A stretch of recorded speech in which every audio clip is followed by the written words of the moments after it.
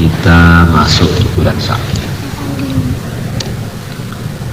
bulan yang menentukan mutunya Ramadan kita. Ramadan itu adalah waktu panen besar-besaran, persiapannya adalah di bulan Sya'ban. Maka di antara doa yang diajarkan oleh yang mulia Nabi besar Muhammad SAW kepada umat adalah suruh minta kepada Allah diberi keberkahan, kebaikannya Sya'ban, dan minta kepada Allah supaya disampaikan hidupnya sampai bulan Ramadan. Yang diantara maksudnya adalah bahwa tanpa Allah tolong seseorang bulan Sya'ban untuk persiapan dengan baik, maka dikhawatirkan Ramadannya nanti kurang giat, kurang bermutu. Maka banyak ulama mereka membaca-baca apa sih yang dulu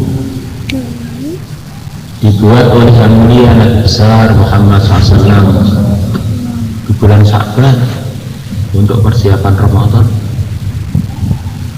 Di antaranya adalah ceritanya istri beliau yang tercinta Sayyidah Aisyah radhiyallahu ta'ala anha.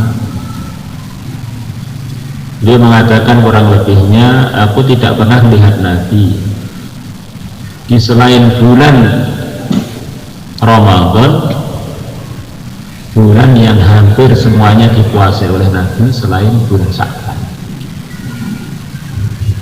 Jadi di antara latihannya Nabi yang dicontohkan untuk umat adalah di bulan Sya'ban perbanyak puasa, supaya nanti Ramadan kita sudah nggak kaget dengan puasa, aktivitas-aktivitas kebaikan justru bisa ditingkatkan karena sudah ada latihan-latihan.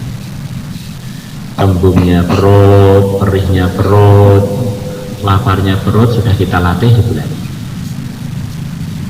Khawatir-khawatir nanti kalau nggak ada latihannya pas bulan Ramadan 10 hari pertama KO karena berurusan dengan perut yang belum terbiasa. Pertengahan Ramadan teman-temannya sudah banyak berkurang ke masjidnya untuk tarawih, dia pun ikut loyo. Akhir Ramadan teman-temannya sudah pada lebaran, akhirnya dia sibuk buat kue lebaran untuk meningkatkan amalan, jadi banyak terganggu gara-gara Sya'bannya kurang latihan. Teman-teman semua yang dimuliakan Allah Subhanahu wa ta'ala,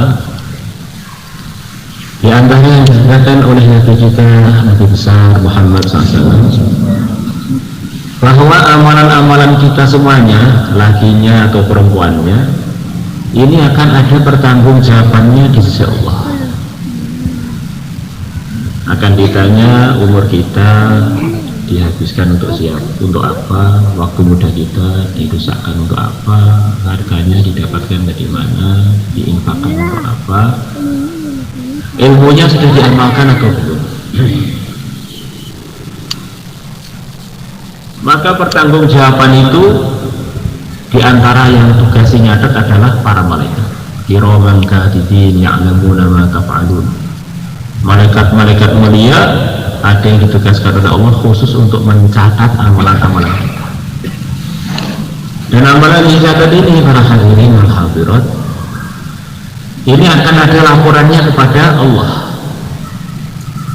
Ada laporan harian. Pagi dilaporkan, petang dilaporkan. Maka di antara arahan Al-Quran supaya orang itu ingat Allah bil ghudwi wal asal pagi petang, bil asyi wal iftar pagi petang. Arahan Nabi zikir pagi sekian untuk penjagaan sampai petang, petang sekian penjagaan sampai pagi. Siapa yang pagi hari membaca a'udzubillahi samil alim minasyaitonir rajim, a'udzubillahi samil alim minasyaitonir rajim, a'udzubillahi samil alim minasyaitonir rajim 3 kali. Kemudian dia membaca akhirnya surat Al-Hasyr. Wallahu alladzi la ilaha illa huwa alimul ghaibi wasyahadati huwar rahmanur rahim.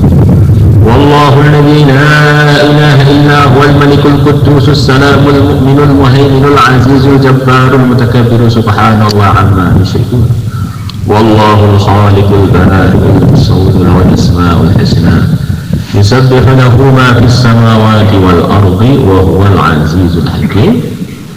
Pagi hari sekali Allah akan tugaskan 70.000 malaikat untuk menemani dan menjaga dia.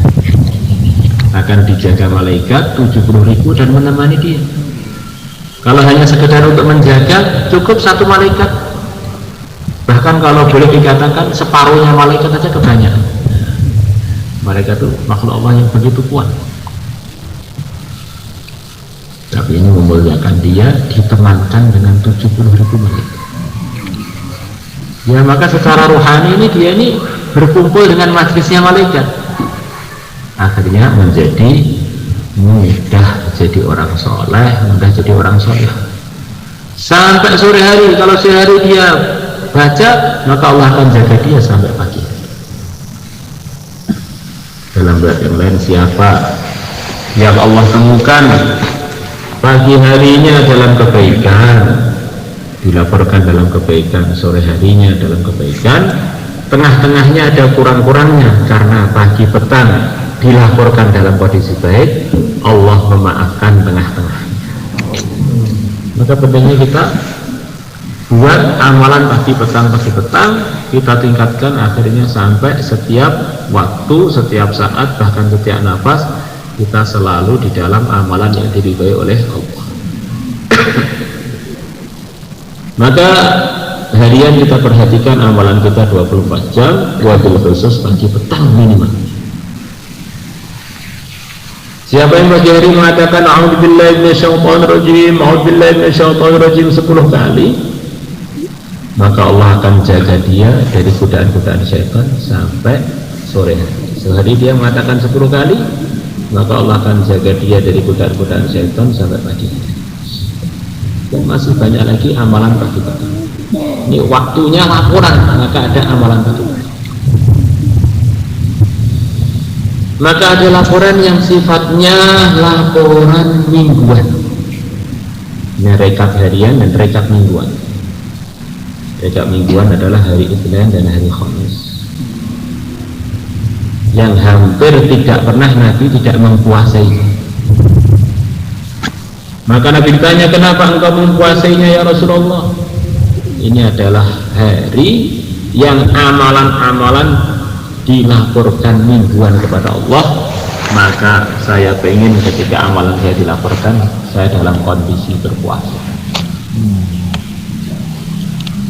Puasa, Senin Kemis. Maka kata sebagian ulama, kalau orang itu mengumpulkan semua arahan Nabi urusan puasa sunnah, itu separuh hidupnya itu puasa terus. Di perutnya itu akhirnya jadi banyak istirahat, akhirnya jadi lebih mudah takwa. Maukah kalian saya tunjukkan pada satu amalan, yang amalan tadi akan menghilangkan penyakit-penyakit hati? Ada keyakinan itu perlu dan wajib kita kerjakan supaya kita nggak kena penyakit hati. Ada juga berupa amalan biar kita dibersihkan dari penyakit hati.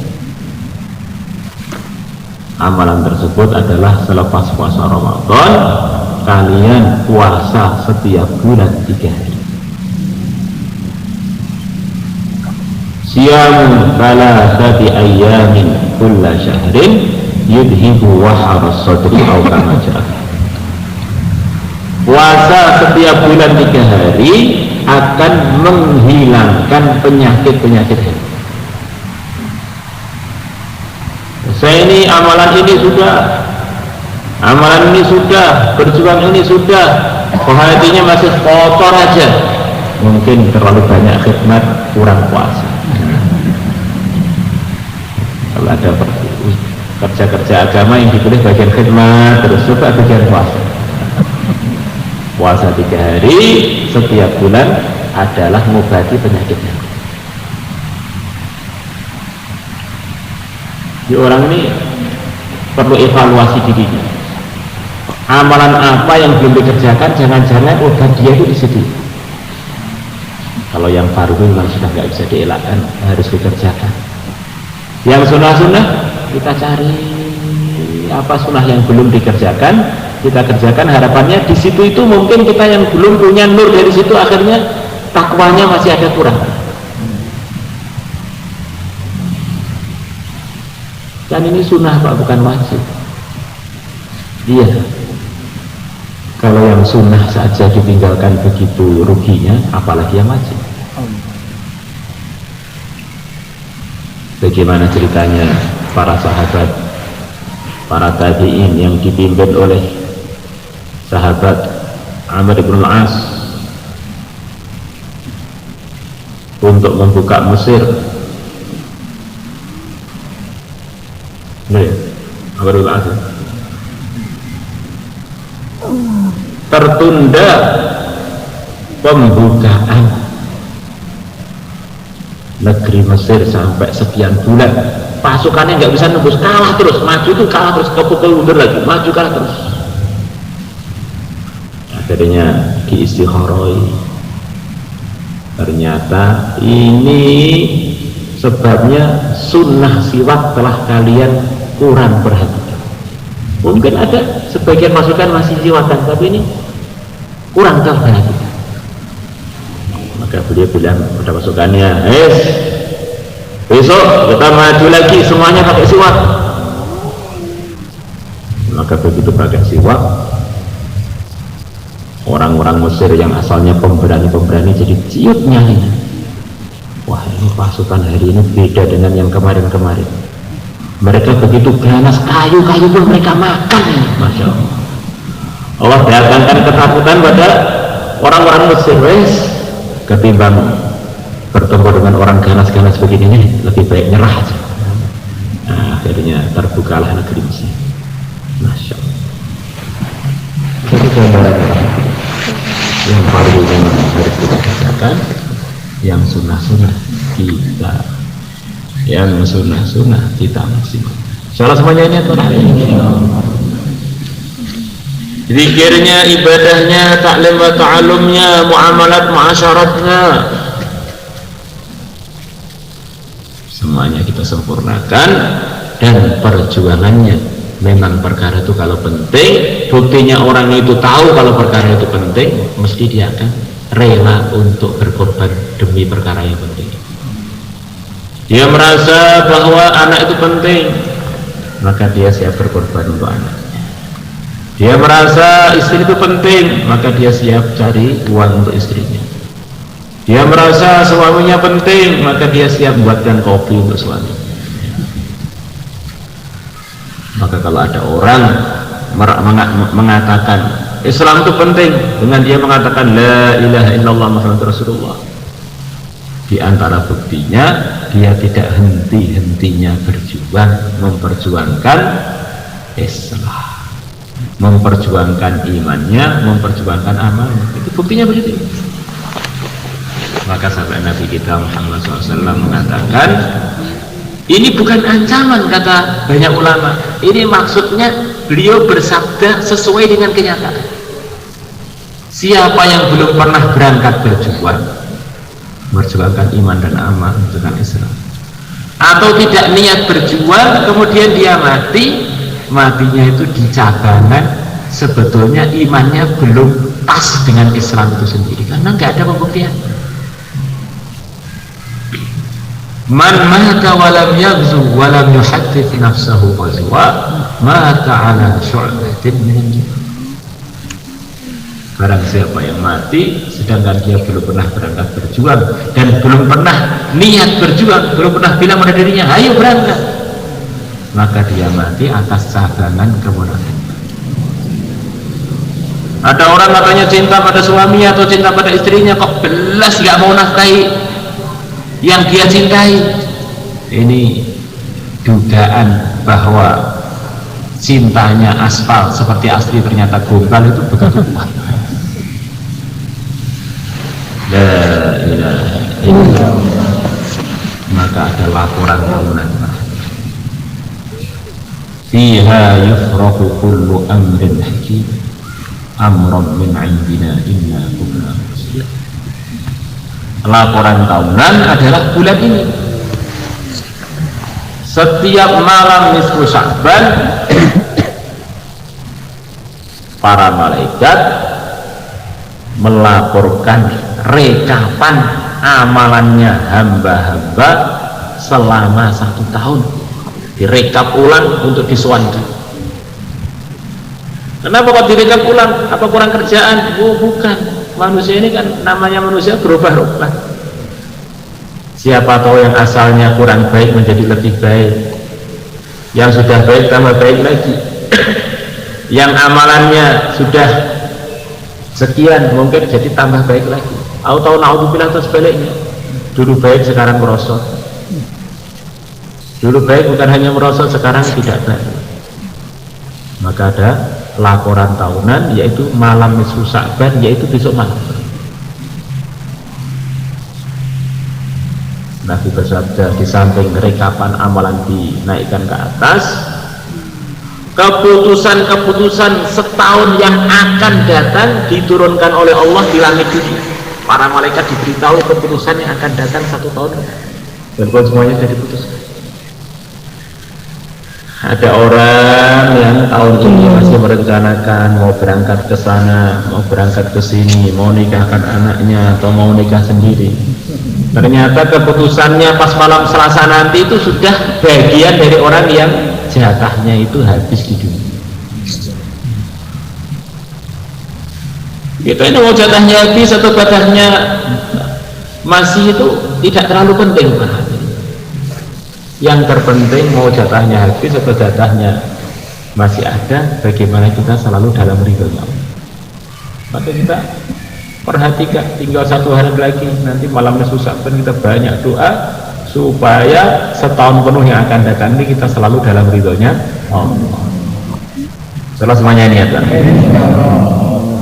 maka banyak guru-guru kita kalau malam nisfu Sya'ban meningkatkan amalannya, bahkan semalam-malam suntuk mulai maghrib sampai subuh, waktu itu khusus nggak tidur, tidurnya tunda dulu malam itu.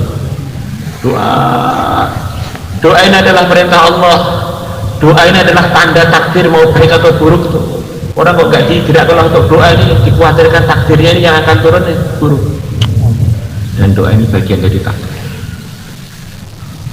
Orang yang takdirnya mau hafal Quran biasanya dimudahkan Allah untuk doa, minta hafal, minta semua ustaz sana, masuk sini, kiai sana, kiai sini.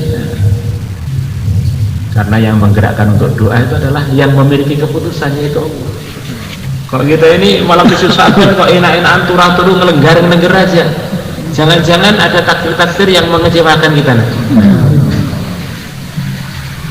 Maka biasa di antara guru-guru kita lepas maghrib yasinnya biasanya sekali diulang-ulang minimal 3 kali atau 7 kali, kemudian doa lagi, biar kita doa-doanya lebih doa untuk diri kita kekal iman, kekal amal, untuk keluarga kita, untuk kampung kita, untuk masa depan akhirat dan dunia kita, anak cucu kita, untuk negeri kita ini, dan untuk umat Islam seluruh alam. Minta dijadikan asbab hidayah untuk siapapun yang telah ditulis menjadi orang yang dapat hidayah. Minta, ya Allah jadikanlah saya asbab untuk mereka dapat hidayah dan untuk diri saya. Akhirnya kapanpun ada orang dapat hidayah, kita ikut dapat pahala. Kapan aja ada orang terilhami kebaikan, kita pun dapat bagian dari pahalanya karena ikut berdoa dan ikut berjuang. Setelah kita semuanya niat barahmatullahi. Kemudian datang bulan Ramadan yang Nabi bersabda, rugi benar umatku yang didatangi Ramadan, keluar dari Ramadan dosa-dosanya belum dimaafkan oleh Allah. Ramadan ini adalah bulan panen besar-besaran.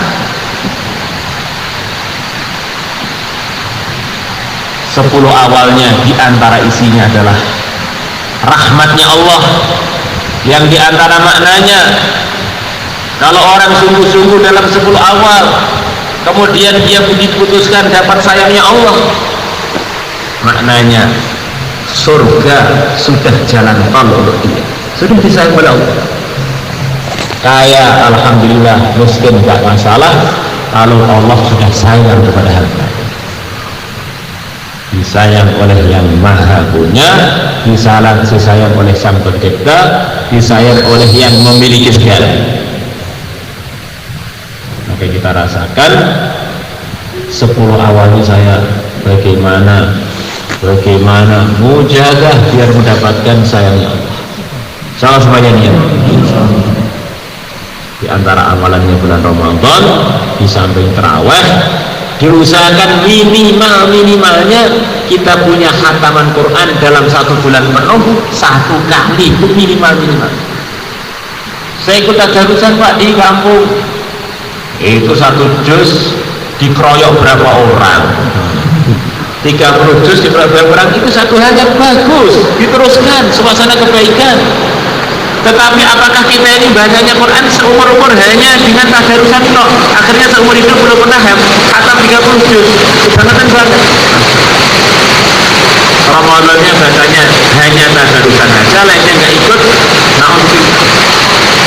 Di antara tandanya orang itu hatinya bersih, kata Sayyidina Utsman, kalau dia nggak bosan-bosan baca Quran. Maka kita cek, kok saya ini baca Quran malas, oh hatinya ini banyak duitnya ini. Kalau kita dengan semua orang bilang hati kamu bersih, istri bilang Masya Allah suamiku, hati kamu itu bagaikan mutiara, supaya belanjanya tambah lancar. Atau kita bilang istriku, kamu itu hatinya terbuat dari emas, supaya kopinya nggak pernah ketinggalan.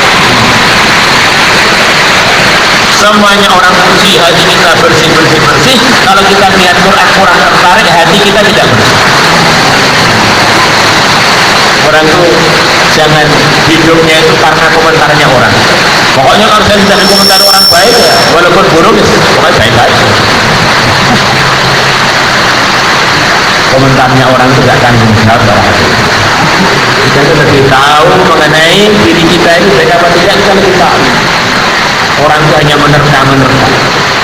Maka janganlah gara-gara pertimbangan yang murni orang akhirnya kita lupa untuk perbaikan diri kita yang lebih serius. Bagaimana komennya, artinya komennya. Apakah kita nggak perlu mikir bagaimana Allah sudah berubah pada kita? Jadi kita lebih tahu. Ini main-main atau sungguh-sungguh kita lebih tahu. 10 hari yang tengah ampunan dari Allah. Kalau orang sungguh-sungguh Allah akan ampuni dosanya. Kalau orang sudah diampuni dosanya, para hadirin, masih di dunia kondisinya mirip-mirip seperti para anbiya yang tidak punya dosa. Hatinya jernih, ilham-ilhamnya nggak gampang keliru, keputusannya banyak benar, doa-doanya makbul. Orang itu diampuni Allah mungkin.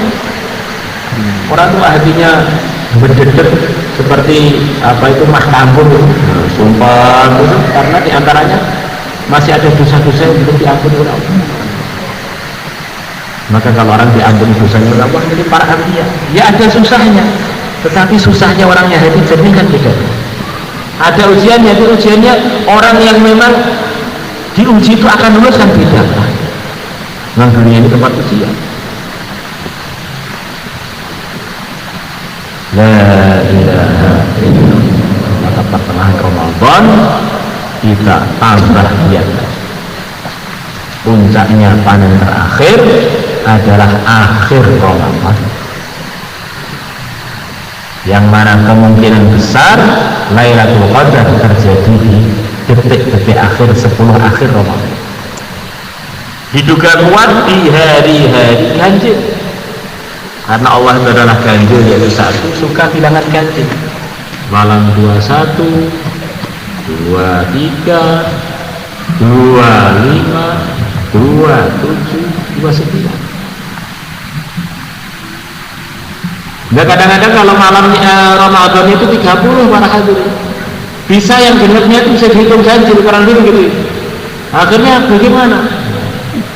Ya akhirnya setiap malam tuh bukan aja Lailatul Qadar, maka dia terus akhirnya. Ada yang mengatakan malamnya begitu, tinggal nanti jumlahnya berapa. Maka yang ganjil itu bisa saja genap, yang genap itu bisa ganjil. Biar nggak pakai jelas begitu itu, supaya kita ini kapan aja 10 akhir itu serius terus. Bahkan ada satu riwayat bahwa setiap tahun malam Lailatul Qadar adalah malam 27. Maka di negeri-negeri yang bermadzhab Hanafi itu rata-rata pakai mazhab ini, pendapat ini. Maka kalau sudah malam 27, sudah masjid-masjid penuh orang nangis mulai maghrib sampai subuh. Ini ada dua malam yang sangat diperhatikan oleh orang-orang negeri IPB, termasuk masukan Afghanistan, masukan negeri-negeri Rusia, Turki, yaitu malam nisfu Sya'ban dengan malam 27 Ramadan. Melebihi hari raya ramainya para hajat. Nangis di masjid karena minta anugerah dari Allah, minta ampunan, minta takdir yang turun itu takdir yang bagus. Suasana-suasana yang baik ini bagaimana kita usahakan kita mendapatkan anugerah yang terbanyak, yang paling maksimal. Insyaallah kita semuanya ini apa? Di hari terakhir, puasa terakhir bulan Ramadan, Allah akan memerdekakan hamba-hambanya Allah yang telah masuk di neraka sejumlah yang dimerdekakan mulai hari pertama Ramadan sampai akhir Ramadan. Ringkasnya bicara anugerahnya Allah pada kita yang harian kah, yang mingguan kah, kemudian yang Masya Allah, yang tahunan kah, yang setiap Ramadan, belum lagi bulan-bulan yang mulia, itu enggak habis-habis. Memang ini anugerah untuk kita umat Muhammad yang umurnya begitu pendek, supaya di umur yang begitu singkat dia bisa mendapatkan keuntungan yang semaksimal mungkin. Capeknya sebentar tapi hasilnya maksimal. Soalnya kita semuanya bulan Ramadan adalah bulan untuk ibadah, bulan untuk Quran, sekaligus bulan untuk memperjuangkan agama. Maka Ramadan nanti pun kita usahakan sekemampuannya kita luangkan waktu untuk berjuang. Insyaallah. Bulan Ramadan adalah bulan i'tikaf, maka kita sempat-sempatkan. Di dunia ini nggak ada orang yang lebih sibuk mikirkan umat melebihi Sayyidul Anbiya. Beliau menyempatkan diri ketika Ramadan, beliau tinggalkan itu semua, beliau menyendiri iktikaf di masjid. Rata-rata beliau iktikaf 10 hari minimalnya waktu Ramadan, menjelang beliau wafat iktikaf 20 hari. Maka kebaikan-kebaikan itu terus masih bisa kita kerjakan, kita niatkan selama nyawa kita belum lepas dari tenggorokan. Maka kesempatan-kesempatan itu bagaimana kita tidak nunda-nunda untuk kita gunakan. Sama-samanya niat itu semuanya anugerah dari Allah. Maka kita akhiri majelis kita dengan minta kepada Allah supaya anugerah-anugerah tadi diberikan oleh Allah kepada kita, kepada keluarga kita, segala urusan kita, negeri kita, umat Islam semua. Allahumma salli ala sayyidina Muhammad wa ala ali sayyidina Muhammad kama sallaita ala sayyidina Ibrahim wa ala ali sayyidina Ibrahim bil alamin innaka Hamidum Majid. Allahumma ihdina wa ihdina ba'da sabili man ihtada. Allahumma ruddana wa ruddal muslimin ila dinika raddal jannah. Ya Allah, kebaikan-kebaikan yang Kau berikan ya Allah kepada hamba yang saleh-salehah di bulan Sya'ban ini ya Allah, di malam nisfu Sya'ban ya Allah, di bulan Ramadan ya Allah, kapan saja ya Allah, berikanlah anugerah-anugerah itu kepada kami ya Allah, kepada yang hadir di majelis ini ya Allah, kepada anak cucu kami, kepada pesantren kami, kepada markas kami ya Allah, kepada umat Islam di negeri kami ini ya Allah, dan umat Islam ya Allah, di mana saja ada hamba-Mu ya Allah yang Kau takdirkan Kau dapat hidayah ya Allah, dapat peningkatan amal ya Allah, ilham kebaikan ya Allah, jadikanlah kami semuanya yang mendapatkannya juga ya Allah, jadi asbab hamba-hambamu mendapatkannya ya Allah. Innaka ala ma tasya'u qadir wa bil ijabati. Ya Allah, luruskanlah kami, ya Allah, pilihlah kami, ya Allah, ampunilah kami, sembuhkanlah penyakit-penyakit kami, tunaikanlah hajat-hajat kami ya Allah, tunaikanlah hajat-hajat kami, bayarlah hutang-hutang kami ya Allah, ya Allah, ya Allah, jadikanlah kami semuanya Allah asbab kebaikan, asbab persatuan untuk diri kami dan untuk umat seluruh alam, untuk diri kami ya Allah. Innaka ala ma tasya'u qadir wa bil ijabati. Dengan berkahnya seluruh wali, dengan berkahnya seluruh nabi, berkahnya yang mulia dan besar Muhammad SAW, jadikanlah masjid sini barokahnya, kabulkanlah doa-doa yang kami panjatkan tadi tanpa ada ujian, tanpa ada tangan, murni anugerahmu ya Allah, murni anugerahmu ya Allah. Sallallahu alaihi sayyidina Muhammadin nabiyil ummi wa ala alihi wa sahbihi wa baraka sallam. Alhamdulillahi rabbil alamin.